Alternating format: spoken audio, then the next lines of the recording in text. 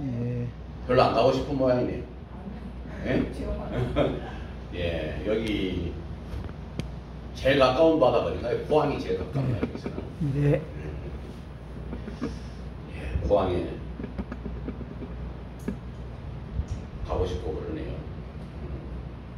근데 바다 중에서요, 제일 차가운 바다가 무슨 바다인 줄 아세요? 바다 중에 제일 차가운 바다. 예? 제일 차가운 바다가 무슨 바다냐면 썰렁해랍니다. 썰렁해. 예. 여러분 예배도 썰렁하면 안 돼요. 오늘 강의도 썰렁하면 안 될 줄 압니다. 예. 바다 중에 제일 뜨거운 바다는 무슨 바다일까요? 바다 중에 제일 뜨거운 바다는? 예? 박근혜. 예. 박근혜보다 더 뜨거운 바다가 하나 있어. 예? 여러분들이 자주 이 바다에 자주 놀러 가십니다. 예? 예, 맞아요. 잘 아시네. 예, 열바다. 예, 바다 중에 제일 뜨거운 바다는 열바다랍니다. 그런데 사람들이 제일 가고 싶은 바다는 어딜까요? 사람들이 제일 가고 싶은 바다는? 예? 이 바다에 오늘도 함께 갑시다. 어느 바다일까요? 따라서 해봅시다. 사랑해. 예, 오늘도 주님을 사랑하고 또 주님을 사랑하던 내 이웃을 사랑하고 교회를 사랑하고 또한 우리의 모든 형제 자매들을 사랑하는 그런 가운데 가장 아름다운 공동체 교회가 이루어질 줄 믿습니다. 예, 우리 이때까지 배운 거 저는 계속 복습입니다. 딴 거 없습니다. 뭐 새로운 거 맨날 배운 거예요. 그죠? 배운 거라도 제대로 배워야지. 그래서 전에 했던 거 그대로 또 합니다. 이제 빠르게 이제 진도가 나갑니다. 하나씩 설명을 해드렸다고 한다면 오늘부터는 또 빠르게 진도 한번 나가봅시다. 자, 교회론에 관한 신학적 접근 지난주에 다 배운 겁니다. 자, 성경에 나타난 교회의 명치. 예, 구약 성경에서는 예, 부르다. 하나님이 불러야 교회가 성립이 되는 거예요. 인간이 모인다고 교회가 성립이 되는 것도 아니고 어떤 제도가 세워진다고 해서 교회가 세워지는 것도 아니고 교회의 가장 기초는 하나님이 우리를 부르셨다. 여러분 오늘 여러분들이 오고 싶어서 왔죠. 그죠? 또 여러분들 시간적인 여건들이 허락돼서 왔지만은 가장 중요한 것은 하나님이 오늘 우리를 콜해 주셨다. 그래서 하나님이 우리를 불러주셨다고 하는 말에서 구약 성경에서는 교회를 카할이라고 이야기를 한다. 한번 따라서 해봅시다. 카할. 예, 저보다 여러분들이 발음이 더 좋으시네. 카할. 예, 아무나 부르는 거 아닙니다. 하나님의 선택된 백성들을 부르는 거예요. 응? 잘생기고 멋지고 이력서 보고 요즘 담임 목사님들은 다 그렇게 뽑디다. 여러분 한국 교회 이력서 내고 목사 뽑으면서 나는 교회가 타락했다고 봐요. 목사들이 그 뭡니까? 이력서 한 줄이라도 더 쓰기 위해서 박사도 받아야 되고, 그죠? 이것저것 공부했다고 스펙도 쌓아야 되고, 그게 중요한 게 아니잖아요. 정말 인격적인 만남이 이루어지는 그런 가운데서 목회자도 청빙이 되고 가고, 인격적인 관계가 이렇게 형성이 돼야지. 그 세상의 스펙, 교회의 스펙, 그거 바라보면서 목회자를 청빙하니까 교회 목사는 교인들 눈치 볼 수밖에. 물론 교인들 눈치를 봐야죠. 그러나 중요한 것은 그보다 더 중요한 하나님의 눈치를 봐야지. 그러나 하나님보다 사람을 더 두려워하면 그건 사람의 종이죠. 하나님의 종이 돼야 됩니다. 하나님의 종이 될 때 사람들에게도 감화를 시킬 수 있고 함께 잘 이끌어 나갈 수 있는 능력도 더하여 주는 것이지, 사람의 종이 되고 나서는요 더 이상 하나님의 종이 될 수가 없어요. 그래서 교회는 반드시 하나님의 부르심이다. 하나님 우리를 잘났다고 멋있다고 똑똑하다고 부른 것이 아니라, 사도 바울이 뭐예요? 사도 바울이 고백했잖아. 정말 가장 부족하고 연약한 나를 통하여 하나님 역사해 주신다고 합니다. 알면 우리가 겸손할 수밖에 없는 것이죠. 내가 그래도 뭔가 내세울 것이 있다고 생각하기 때문에 교만한 것이죠. 안 그래요? 내가 내세울 것이 하나님 앞에 아무것도 없다고 생각하면 할 것이 뭐 있어요? 겸손할 수밖에 없지. 고개 숙여야죠. 그때 진짜 종이 되는 거예요. 나의 모든 것은 무익한 것이다. 나의 모든 것은 하나님 앞에 배설물밖에 되지 않는다. 응? 나는 죄인 중에 괴수다. 말은 죄인 중에 괴수다 그러면 말은 나는 말막대기보다 못하다고 하면서 조금만 탁 찝쩍거리면 어떻게 했어? 숨겨놓은 성질이 그냥 버럭하고 튀어나오지. 그것은 하나님 앞에 덜 죽어서 그렇죠. 여러분 시골에서 그 닭 잡는 거 보셨죠? 옛날에는 막 동네에서 개도 잡았잖아. 어설프게 갔다가는 진짜 큰일 납니다. 닭도 이게 목이 반 정도 잘려가지고 막 돌아다녀. 막 기겁합니다. 기겁해. 우리가 죽을 때 완전히 죽으시길 바랍니다. 하나님께서 나를 불러주셨다. 다른 것이 아니라 하나님이 나를 이 무익한 종을 불러주셔서 오늘 이 자리에 있게 하여 주셨다. 이 부르심의 공동체가 교회다. 특히 이 단어는 예배하러 모인 이스라엘의 회중을 가르쳤다. 그래서 야다라고 하기도 했다. 특히 그 하나님을 안다고 할 때 구약에서 야다라고 하는 표현을 쓰고 신약에서 기노스코라고 하는 말을 쓰거든요. 현재 여기서 안다는 말은요 머리로 아는 게 아니에요. 이건 헬라적 사고방식이에요. 세상적 사고방식이에요. 하나님을 아는 것은요 관계성이에요. 관계성. 집사님, 우리나라 대통령이 누구죠? 우리나라 대통령? 갑자기 윤석열 대통령 아시죠? 우리나라 대통령 알아요 몰라요? 아직도 박근혜인 줄 아세요? 윤석열인 줄 아시잖아요. 그러나 윤석열 등에 점이 몇 개인 거 아세요? 몰라요. 예? 윤석열 혹시 엉덩이에 점 있는 거 보신 적 있으세요? 그러면서 뭘 안다고 그래요? 안다고 할 때는요 긴밀한 관계 속에서 그러니까 가장 쉽게 표현한 말이 뭐냐면 여기 안다는 말은요 관계성 속에서 아는데 부부의 관계로 안다고 할 때 특별히 이 야다라고 하는 단어를 써요. 여러분 부부간에는 벌써도 부끄럽지 않잖아요. 그죠? 응? 그 가장 내밀한 부분들까지 우리가 서로 이해해주고 감싸주잖아요. 그게 바로 야다예요. 그래서 교회에서의 모든 관계는 하나님이 이스라엘 백성들을 사랑하실 때 그렇게 사랑하신다는 거예요. 이게 뭐냐? 구약성경에 보면 호세아서가 나오잖아요. 호세아서에서 하나님과 이스라엘 백성들의 사랑이 뭐냐? 호세아와 고멜과의 사랑이 나는 거예요. 인간은 맨날 도망가려고만 해. 인간은 맨날 튀어나가려고만 해. 인간은 맨날 딴 생각만 해. 다른 것에서 낙을 찾고 그게 뭐예요? 우상숭배예요. 여러분 절간에 가서 비나이다 한다고 그것만 우상숭배가 아니라 하나님보다 더 사랑하는 것, 하나님보다 더 여차하면 그냥 눈 돌리는 것, 그것이 우상숭배거든요. 그거는 한 일부분입니다. 그죠? 돌에 그 비는 것은 연약한 인간의 한 부분이고 하나님보다 더 사랑하는 것은 다 우상숭배예요. 그래서 이 야다라고 하는 것은 그럼에도 불구하고 뭐예요? 호세아가 고멜을 찾고 찾아서 사랑하듯이 하나님이 우리를 사랑하신다. 그 관계가 끊어지는 것을 안타까워하시는 거예요. 여러분 우리가 예수 그리스도의 십자가의 보혈로 구원받았는 줄 믿습니다. 그 십자가의 보혈은 끊어질 수가 없어. 인간의 어떤 의로는 다 끊어지지만 십자가의 보혈로는 끊어지지 않아요. 그래서 완전한 관계는 예수 그리스도의 십자가를 통해서 완성되는 거예요.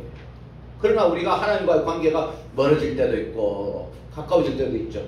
그럼 뭐예요? 하나님이 그래요? 아니요. 우리가 꼭 고무줄 같아가지고요. 어떤 때는 하나님한테 가까이 갔다가 어떤 때는 멀어졌다가 가까이 갔다가 멀어졌다가. 중요한 것은 뭐냐? 하나님은 그 순간에도 우리를 실족하지 아니하도록 십자가를 통하여 하나님의 사랑을 확정시켜 주셨기 때문에 이 관계가 끊어지지 않는다. 여러분, 이단은 뭐예요? 끊임없이 두려움을 심는 거예요. 그 관계가 끊어지니까 교주한테 잘해야 돼.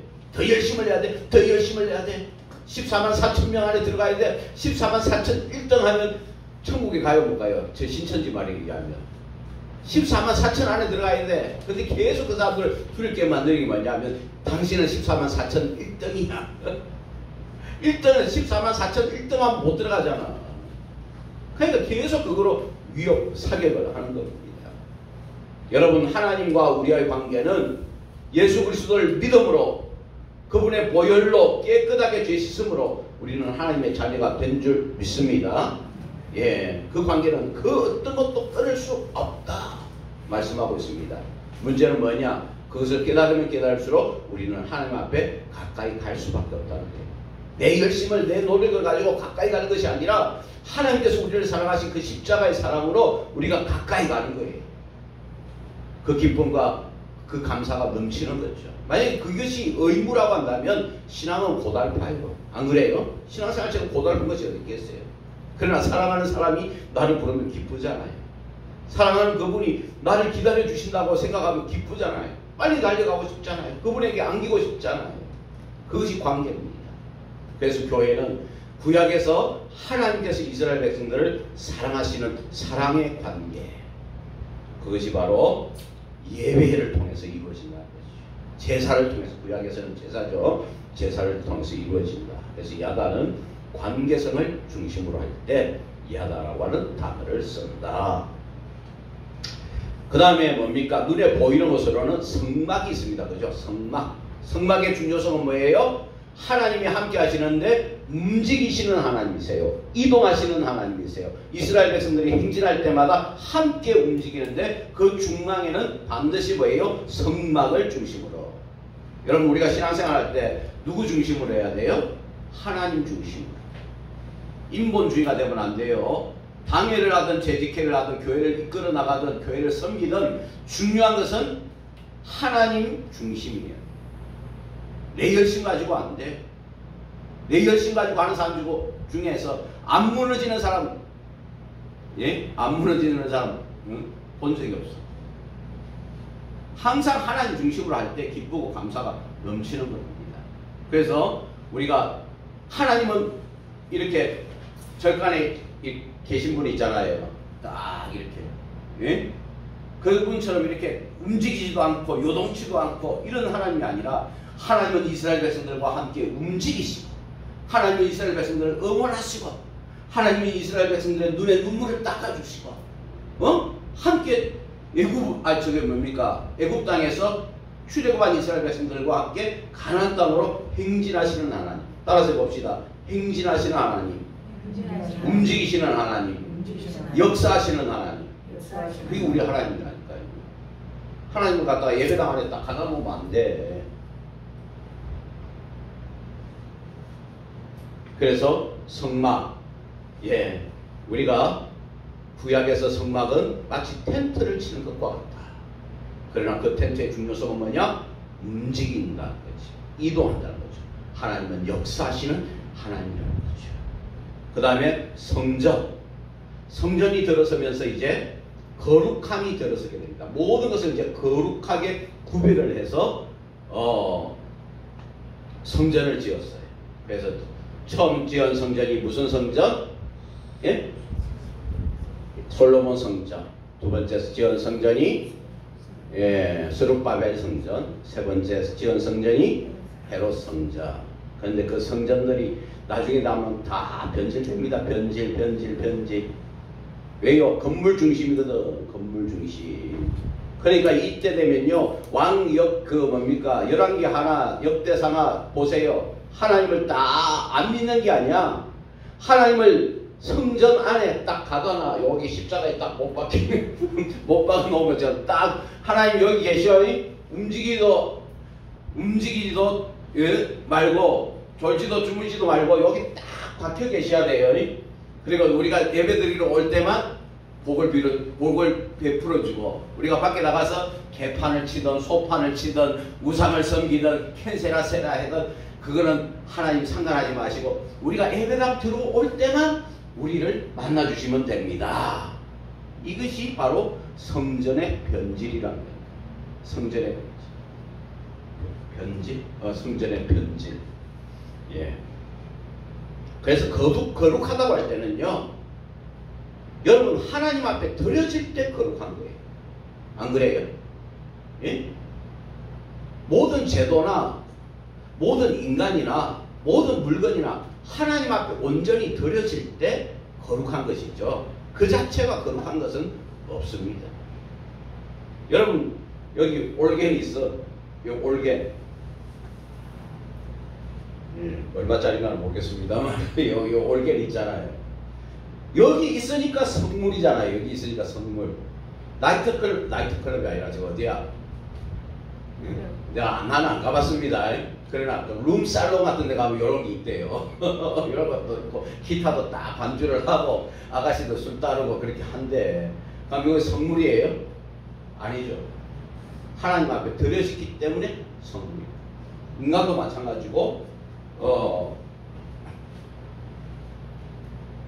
날도 마찬가지고 절기도 마찬가지고 모든 것이 다 마찬가지입니다. 하나님 앞에 드려지기 때문에 거룩한 거예요. 그래서 우리가 어떤 것이 우상숭배가 되면 안 돼요. 그 자체가 거룩한 것이다 생각하면 우상숭배입니다. 어디 가면 기도빨이 잘 받더라, 어디 가면 용하다더라. 아니요. 용하신 분은 하나님밖에 없어요.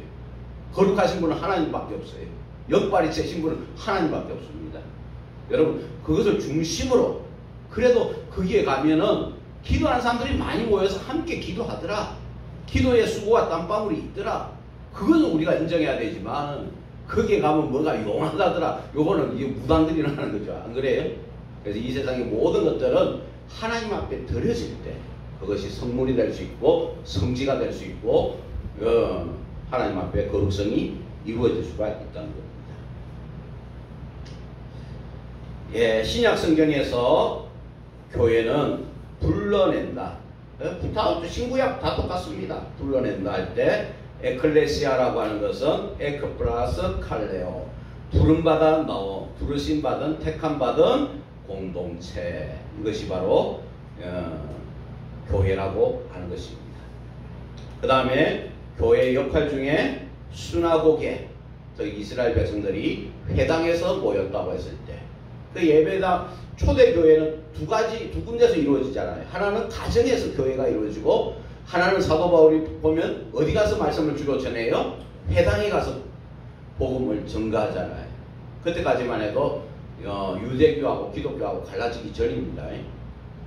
그래서 이 회당이 중요한 역할을 했는데, 특히 이스라엘 백성들은 디아스포라, 흩어져 있는 사람들, 이스라엘 백성들이 가는 곳마다, 한국 사람들은 가는 곳마다 교회를 짓지만 이 사람들은 먼저 회당을 짓기 때문에 거기에서 사도 바울도 복음을 전가하고 예수 그리스도를 전가한 것을 볼 수가 있습니다. 그런데 이 회당의 역할은 뭐다? 하나님 앞에 제사가 아닙니다. 여기는 예배를 드리는 곳입니다. 제사는 성전에서 드리는 것이고 회당에서는 제사를 드리는 게 아닙니다. 이때부터 예배를 드리는 거예요. 예배를 드리고 또 교육을 하는 것이고, 예? 특별히 중요한 것이 교육의 역할. 이스라엘 백성들의 유태인적인 정신적인 모든 교육은 바로 이 수나고게라고 하는 곳에서 이루어진다. 그래서 예배와 교육의 장소였다. 그리고 영어로는 처치라고 하는데, 이것은 하나님께서 부르셔서 이전과 달리 구별된 삶을 살기로 작정한 사람들의 모임. 중요한 것은 뭐냐? 교회는 구별된 하나님의 공동체라. 구별된 하나님의 공동체. 예, 하나님의 역속이 아니고 하나님의 역사 속에 그 근거를 둔 구원의 공동체를 말한다. 예. 그래서 우리가 교회를 가장 정확하게 이해하기 위해서는 예수님께서 교회를 어떻게 정의를 하셨는가를 봐야 되겠죠. 우리 마태복음 16장 16절 같이 읽어봅니다. 마태복음 16장 16절.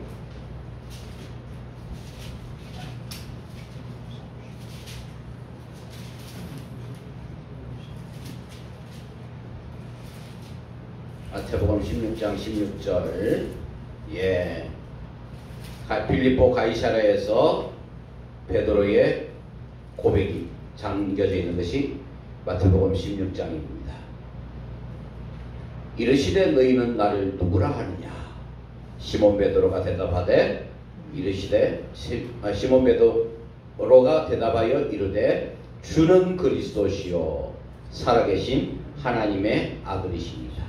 교회에서 가장 필요한 고백은, 가장 중요한 고백은 예수님을 주로 고백하는 겁니다. 예수님을 누구라 고백해요? 서성으로? 인생의 지도자로? 4대 성현으로? 아니요. 예수님을 주로. 주는요, 한자 번역이 기가 막힙니다. 무슨 주자예요? 주인 주자. 내 인생의 주인, 내 삶의 주인, 이 세상의 주인. 그 주인이 바로 예수님 믿기 전에는 누가 주인이었어요? 아니, 예수님 믿고도 그런 사람들 많더만. 예수님 믿고도 여전히. 제가 교회에서 제일 듣기 싫은 소리가 뭐냐면, 특히 회의할 때 제 생각에는 그만큼 말씀을 들었으면, 하나님 말씀을 들었으면 네 생각 좀 내려놓아. 실컷 하나님 말씀 듣고 회의한다면 내 생각에는. 내 생각을 내려놓는 것이 교회라니까요. 예수님을 주인으로 인정하는 것이 교회라니까요. 이제는 성경이 뭐라고 말씀하시는가, 하나님이 뭐라고 말씀하시는가, 그것이 표대가 되고 그것이 1번이 돼야 되는 거예요. 주는 그리스도시요, 바로 예수님은 주님이시다. 그리고 완전한 왕이시며 완전한 제사장이시며 완전한 선지자이시다. 그게 뭐예요? 메시아. 그게 바로 그리스도입니다. 구약에서는 메시아, 신약에서는 그리스도, 기름 부음을 받은 자, 그분만이 우리를 구원할 수가 있는 거예요. 그리고 그분은 바로 살아계신 하나님의 아들이십니다. 이 고백이 바로 베드로의 고백이잖아요. 근데 베드로는 이 고백을 하고 나서 바로 뒤에 가가지고 이놈 사탄아 한 방 또 맞아. 인간의 고백은 한계가 있습니다. 예. 여러분, 근데 거기 보면 예수님께서 대답하여 이르시되 바요나 시모나 내가 복이 있도다. 얼마나 귀한 복이에요. 무엇보다도 중요한 것은 예수님을 정확하게 아는 것이 복입니다. 여러분, 이 세상에서 30배, 60배, 100배의 뭐 복을 받고 그게 복이 아니에요. 그거는 손톱보다도 못한 복입니다. 예수님 믿고 제일 큰 복은 뭐냐? 예수가 누구인가를 아는 복. 예수님을 내 입으로 그분이 그리스도시요 살아계신 하나님의 아들이십니다. 그분이 진정 나의 주인이십니다는 그것을 깨닫고 고백하는 복. 여러분, 이 복을 다 받으시길 바랍니다. 예? 다른 복은 그냥 받으면 이왕 받으면 좋고 안 받아도 너무 실망할 필요 없어. 그러나 내가 예수님을 믿는데도 불구하고 교회를 수십 년을 다녔는데도 불구하고 이 말씀이 안 믿어져. 심각합니다. 심각해요. 여러분, 그러나 때는 늦지 않았습니다. 하나님께서 강구하는 자마다 하나님께 정말 매달릴 때 하나님께서 더 귀한 깨달음과 은혜를 부어주실 줄 믿습니다. 예? 그러니까 실망하지 마세요. 내 의지로 안 깨달아지는 걸 어떻게 해요? 그러나 강권적인 성령의 역사가 임하면 깨달아진다니까요. 알아진다니까요. 감사하게 된다니까요. 그때부터 신앙생활이 기쁘다니까요. 즐겁고 막 좀 이런 말 써서 죄송합니다만 예수 믿는 것이 환장하게 좋다니까요. 예? 제가 목회를 하면서 사람들로부터 수없이 아픔을 받았어요. 그러나 내가 일어설 수 있었던 것은 사람 아닙니다. 하나님, 이 말씀을 읽을 때마다 막 내 심장이 꽂히는 거예요. 내 심장이 막 비수로 꽂혀. 하나님은 이렇게 시퍼렇게 살아계신다고 하는 것을 나에게 보여주시오. 그러면 그 말씀 앞에 아멘 할 때요, 이야 진짜 여름에 제일 시원한 바다 뭐라고 했어? 썰렁해. 그거보다 더 귀한 생수 같은 기쁨과 은혜가 넘친다니까요. 여러분 그런 은혜가 저와 여러분에게 있으시길 바랍니다. 그래서 베드로가 네가 복되다고 말씀하시면서 이를 내게 알게 하니는 혈육이 아니요 하늘에 계신 내 아버지시라. 하나님을 아는 것은 누구를 통해서 가능하다? 하늘에 계신 내 아버지다. 역사나 전통 그게 아닙니다. 인간의 혈통이 아닙니다. 오직 하늘에 계신 내 아버지께서 성령 가운데 깨우치게 하실 때만이 알 수가 있는 거예요. 또 내가 네게 이르노니 너는 베드로라. 내가 이 반석 위에 내 교회를 세우리니 음부의 권세가 이기지 못하리라 하면서 천국 열쇠를 딱 주잖아요. 여기에서부터 이걸 말씀을 어떻게 해석하느냐에 따라서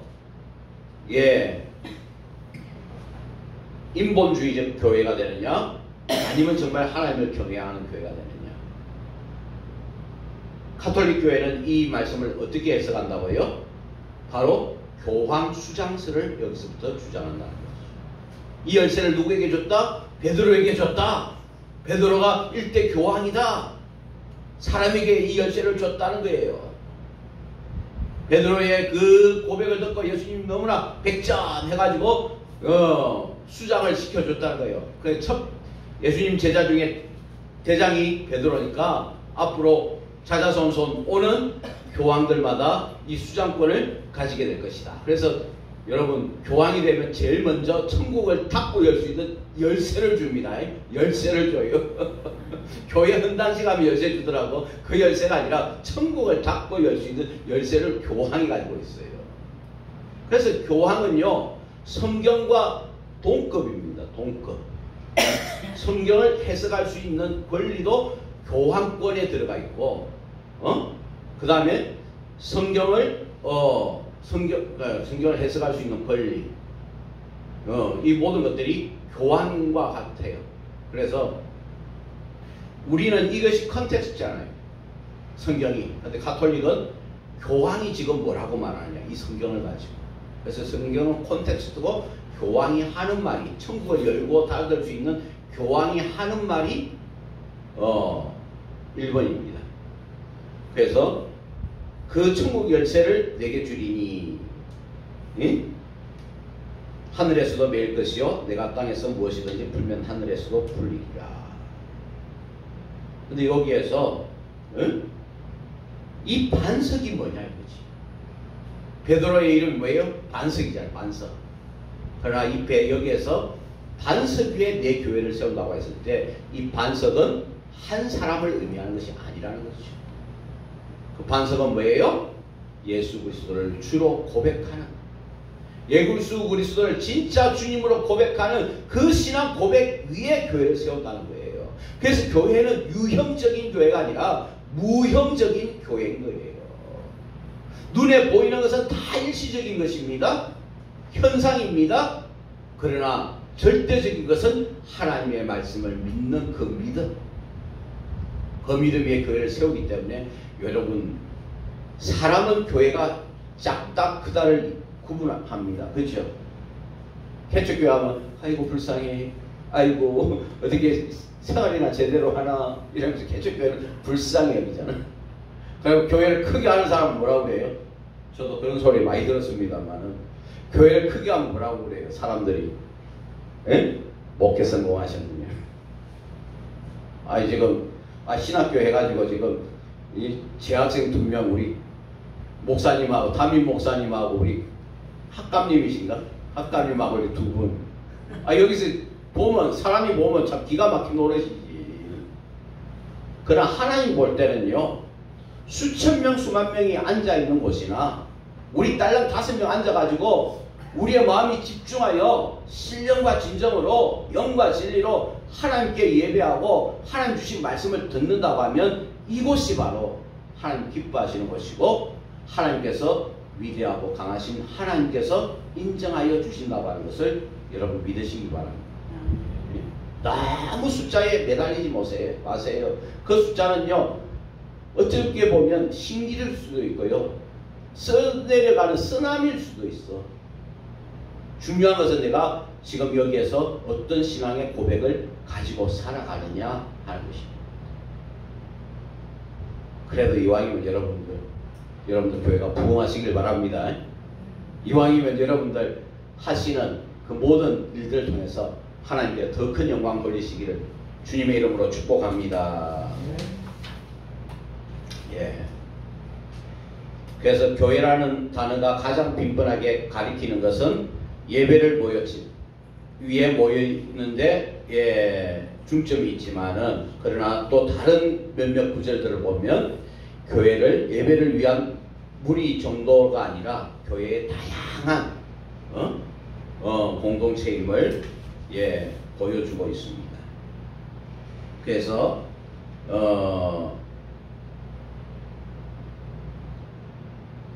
로마서 16장 4절 말씀해 보면 로마서 16장 4절에는 사도 바울이 교회를 이렇게 이야기하고 있네요. 목숨을 내놓는 공동체. 여러분 교회는요 유의 삼아 다니는 공동체가 아니고 취미 삼아 다니는 교회가 아니라고 어디 커피 마시는 곳이 어딘가 그 찾아서 가는 교회가 아니라 로마서 16장 4절 집에 가서 한번 찾아보세요. 목숨을 내놓는 만큼 중요한 것이 교회라는 거예요. 또 고린도전서 16장 1절에는 교회는요 말씀을 듣고 또한 기도할 뿐만 아니라 함께 어려움을 극복하는 연보 공동체, 연보 함께 물질을 하나님 앞에 드려서 함께 나누는 연보 공동체. 또 갈라디아서 1장 2절에는 더불어 하는 공동체. 또한 데살로니가전서 2장 14절에는 교회의 활동이 정말 중요합니다. 주님의 재림을 기다리는 공동체가 바로 교회이다. 그런 것입니다. 그래서 교회는 처음에 큰 가정집에서 모였다. 그리고 아까도 이야기 드렸다시피 회당을 중심으로 그렇게 모이게 됐다. 가장 대표적인 것이 뭐예요? 마가의 다락방. 몇 명 모였어요? 120문도가 다락방에 올라갈 정도면 보통 크기가 아니었을 것이다. 그런 생각을 하게 됩니다. 그래서 가장 포괄적인 의미에서 교회라는 단어는 하늘에서는 든 땅에서든 구주이신 그리스도와 영적으로 연합되었거나 앞으로 연합될 신자들의 전체 집단을 가리킨다.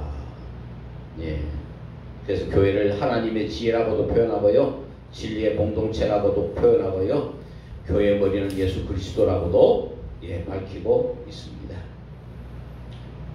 또 성경에는 교회를 비유적으로 가리킨 표현들이 많은데 그리스도의 몸, 성령의 전, 위에 있는 예루살렘, 진리의 기둥과 터, 이런 표현들을 통해서 교회가 무엇인가를 우리들에게 또한 말씀해주고 있다 하는 것입니다.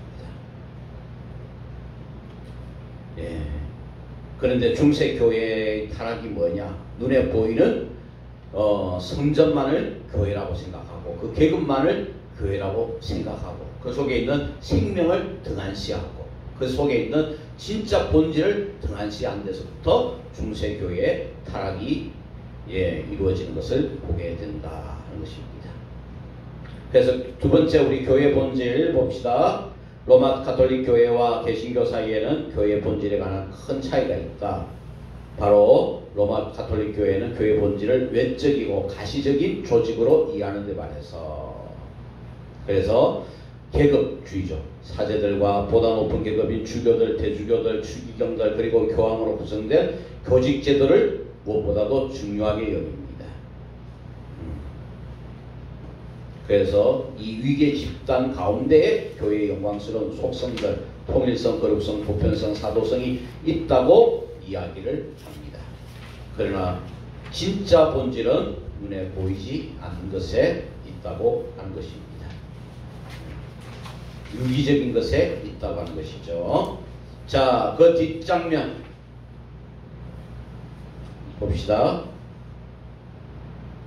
그래서 종교개혁은 이러한 외적 교회관에 반대하였고 교회의 본질을 불가시적이고 영적인 성도들의 신교에서 찾았다고 하는 것입니다.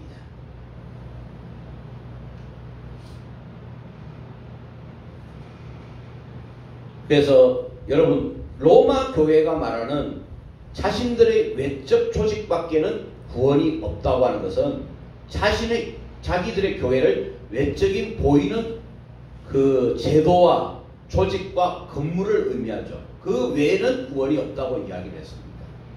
그러나 우리가 교회밖에는 구원이 없다고 하는 말은 뭐냐면 예수 그리스도 밖에는 구원이 없다 이 말이에요. 그래서 우리가 잘 구분을 해야 됩니다. 자신들의 외적 조직밖에는 구원이 없다는 것은 카톨릭이지만은 우리가 교회밖에는 구원이 없다고 할 때는 그 교회 건물을 말하는 것이 아니라 예수 그리스도 밖에는 구원이 없다고 하는 것. 여러분 믿으십니까? 예, 아무거나 믿으면 구원 다 받아요? 착하게 살고 선하게 살면? 아니죠. 예수 그리스도의 보혈 안에서만이 구원이 있습니다. 우리의 어떠함이 아닙니다. 그래서 교회는 구속사역에 나타난 바 하나님의 영광을 반영하게 되어 있는 예수 그리스도의 영적인 몸이다 하는 것입니다. 자, 그 다음에 교회에 대한 다양한 성격을 봅시다. 교회에 대해 말하려면 다양한 부분을 고려해야 됩니다. 첫 번째는 교회는 전투하는 교회와 승리의 교회가 있습니다. 지금 땅에 존재하는 교회는 전투하는 교회. 그러나 궁극적으로 하나님께서는 이 교회를 통해서 거룩한 전쟁을 통하여 어떻게 해요? 승리의 교회로 이끌어 주신다. 그것이 바로 요한계시록의 내용 아니겠습니까? 여러분, 교회는 영적인 전쟁터가 돼야 돼요. 그런데 교회는요, 지금 다 교회 역할 중에서 그것도 중요합니다만 교회는 다 병원이 되고 있어. 여러분, 치유하시고 회복하시는 하나님이심을 믿습니까? 그런데 중요한 것은 치유하고 회복되었으면 뭘 해야 돼요? 그때부터 영적인 전신갑주를 입고 하나님께서 우리에게 허락하신 영적인 싸움을 싸워야 되는 거예요. 그래서 승리하는 교회가 되어야 되는 거예요. 영광의 하나님께 영광 돌리면서 살아가야 되는 거예요. 그런데 교회들이요, 너무나 치유 사역과 회복 사역을 여기만 중점. 회복을 했으면 회복을 해서 병원에 계속 있어야 돼요? 예, 집사님, 회복했으면 어떻게 해야 돼요? 비싼 병원비 내면서 계속 누워 있어야 돼요, 그 침대에? 예? 병원 다니면서 기저귀도 차잖아요. 그래, 안 그래요? 저도 기저귀 안 차봤어. 그러나 나왔으면 그 기저귀 벗어버려야지. 예? 링게로도 뽑고, 그다음부터는 활동을 해야죠. 살아서 움직여야지. 이 세상에 나가서 하나님의 거룩한 백성으로 살아야 되는 거잖아요. 근데 교회가 너무 이쪽으로만 가가지고 맨날 권사님도 장로님도 집사님도 많이 아파 많이 아파 또 치료해주면 아파 많이 아파. 아니 기저귀를 찾으면 기저귀를 던져버리고 이제 성숙해야 되는데 아이고 목사님 나 똥 쌌어 치워줘. 목사님 나 오줌 쌌어 치워줘. 이게 무슨 뭐 기저귀 처리, 똥 오줌 처리하는 그게 아니라니까요. 우리가 걱정과 근심을 떨쳐버리고 다 함께 차차차가 아니고 걱정과 근심을 떨쳐버리고 이제 예수 그리스도의 이름으로 거듭났으면 나가서 영적인 싸움을 해서 이 어둠의 권세들, 세상이 어두워져 가요? 안 어두워져 가요? 탁해져 가요? 안 탁해져 가요? 점점 죄로 치닫고 있잖아요. 그죠? 점점 이기주의와 얼마나 또 환경 오염은 또 얼마나 되고 있어. 내몰라라가 아니라 이러한 삶의 현장으로 가서 정말 하나님의 자녀답게 살아야 되는 것. 이게 교회입니다. 그래서 교회에서요, 얼마나 많이 모이는가도 중요하지만 얼마나 많이 흩어져서 주의 사랑과 은혜를 전하는가, 말씀이 실제되는 그러한 삶을 사는가, 이게 진짜 중요해요. 그러나 그게 중점이 되면 그건 또 인본주의지. 그래서 우리가 여기 와서는 정말 아까도 그러잖아요. 사도 바울이 목숨 걸고 하나님 앞에 예배해야 돼요. 목숨 걸고 기도하고 찬양해야 돼요. 거기서 하나님을 발견하고 하나님 앞에 결단한 사람만이 밖에 나가서 이 악한 전투에서 영적인 전신갑주를 입고 싸워 나갈 수 있는 거예요. 성령의 전신갑주를 입지 않고 나가면요 백전백패입니다. 그렇기 때문에 먼저 예배당에 와서는 어떻게 해요? 하나님의 말씀과 기도로 무장을 해야지. 그리고 세상에 나가서는요 다 덤비라. 그 뭡니까 김문호 목사님 그 말씀 잘하다만 다 덤비라 이놈의 새끼들아 하면서 하나님이 자녀답게 살아내야 되는 거예요. 뭐 말하면 웃자고 아이고 웃자고 제발 좀 그렇게 좀 살지 말라고. 네? 기도하는 사람이 그렇게 살아가도 되겠어요. 기도하는 사람이 기쁘고 감사하고. 우리 그 뭡니까 내가 여기 구미 와서 저 손선영 목사님 통해서 은혜를 많이 받았어요. 사랑하는 생떼 같은 그 아들 잃었을 때 얼마나 그 마음이 무너졌을까. 그러나 예수 그리스도의 이름으로 회복되니까요 나는 그분이 입에서 못한다 아이고 어렵네요 아이고 그럴까요. 내가 그런 말을 들어본 적이 없어. 할 수 있습니다 목사님. 제가 막 30년 목회한 내가 막 보절받아요. 할 수 있습니다. 기도하면 됩니다. 그럼 왜 못한다고 말씀하십니까? 아이고 내가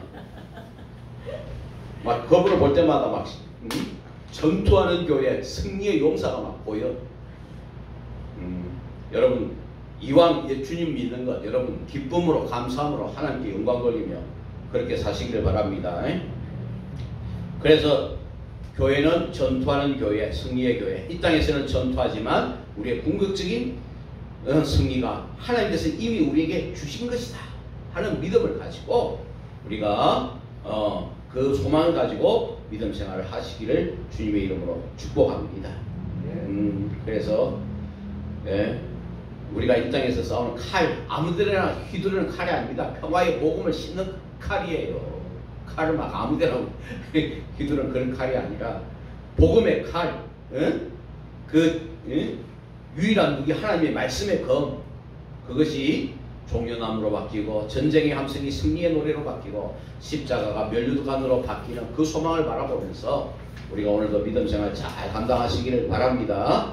자, 두 번째는 교회는 유형교회와 무형교회가 있다. 유형교회는 필요 없다는 것이 아니에요. 중요한 것은 예수 그리스도 중심으로 진정한 무형교회, 보이지 않는 교회가 건강해야 보이는 교회도 건강할 수 있다는 거예요. 보이는 교회는 빛과 번쩍에 대리석으로 지었어. 그래서 사람들이 지나갈 때마다 야 저 교회 부자네, 야 저 교회 잘 지었네 하지만은 속을 들여다보면 매달 찢고 뽑고 싸워. 그러면 어때요? 그건 건강한 교회가 아니죠. 진짜 건강한 교회가 되기 위해서는 눈에 보이지 않는 교회가 건강할 때 눈에 보이는 교회도 건강할 수 있다는 거예요. 그래서 눈에 보이는 교회 때문에 목회 성공했다 이런 말은 좀 하지 말자고. 눈에 보이는 것 때문에 야 저 교회 부자네 그런 말은 하지 말자고. 비록 우리가 부족하고 연약해도 우리가 주님 중심으로 뭉쳐 있다면 우리 무형교회가 건강하다면 하나님께서 기뻐하시는 교회가 될 줄 믿습니다. 그래서 거기에 보면 이 동일한 교회가 하나일 수 있는 것은 뭐냐? 신앙 고백과 행위, 말씀과 승리의 사역, 그리고 외적 조직과 정치에서는 눈에 보이는 유형적인 것이지만 그 본질은 바로 살아계신 하나님의 말씀 가운데 이루어져야 된다 하는 것입니다. 성찬식을 아무리 거룩하게 해도 그 성찬에 담겨있는 의미를 제대로 깨닫지 못하고 감사하지 못하다고 한다면 그건 폼이지, 폼. 종교의식이지. 안 그래요? 예? 목사님이 아무리 거룩한 가운을 입고 해도요 정말 영혼을 깨우는 말씀을 전가하지 못한다고 한다면 그거는 뭐 하나님 기뻐하실 수가 없는 거죠. 그래서 우리가 눈에 보이는 이런 것들에 담겨져 있는 진정한 의미를 깨달을 때 그 유형적인 것들도 바로 제대로 세워질 수 있다 하는 것입니다. 자, 3번 유기체로서의 교회와 제도 혹은 조직으로서의 교회. 여기는 이제 유형교회 안에서 제도 혹은 조직으로서의 교회는 직분들, 말씀과 승리의 사역, 그리고 일정 형태의 교회 정치로서 식별할 수 있다. 다양하게 이렇게 건강한 교회를 만들기 위하여 다양한 조직들도 필요하지만 그러나 그보다 더 본질적인 것은 뭡니까? 이런 것들이 없을지라도 교회는 여전히 유기체로서 신자들의 공동체로서 그들의 공동생활과 신앙 고백 그리고 그들이 연합하여 세상을 대적하는데 식별할 수 있다. 어떻게 식별해요? 어떤 것이 살아있는 교회예요? 하나님의 말씀이 중심이 될 때 살아있는 교회가 될 수 있다는 거예요. 그래서 우리가 자꾸 육적인 눈으로 식별하려고 하지 말자고, 하나님의 시각을 가지고 하나님의 마음을 가지고 정말 하나님 기뻐하시는 교회가 되어야 할 줄 믿습니다. 여기까지 하고 잠깐 우리 10분간 쉬다가 다음 장 하도록 하겠습니다.